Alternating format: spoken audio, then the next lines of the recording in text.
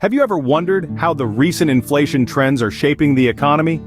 Well, buckle up, because we're about to dive right into it.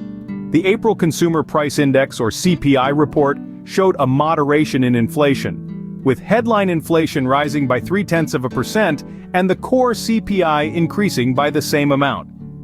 According to experts, if inflation continues to slow down, the Federal Reserve may consider interest rate cuts sooner rather than later.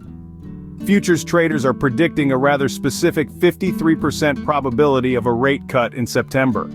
Many economists and strategists believe that the recent CPI data supports a patient approach from the Federal Reserve, with potential rate cuts later in the year. Interestingly, the report also highlighted weaker retail sales, which could impact the Fed's decision-making process. In April, United States inflation continued to cool, with the CPI increasing by 4.9% from April 2023 to April 2024, slightly below the forecast of 5%. The Shelter Index saw a significant increase of 8.1% over the last year, contributing to over 60% of the total increase in items excluding food and energy. On the flip side, the index for groceries decreased in the past 2 months, while the gas index fell by 12.2% year over year. In response to inflation exceeding the 2% goal, the Federal Reserve has been raising interest rates, with the most recent hike being the 10th consecutive one.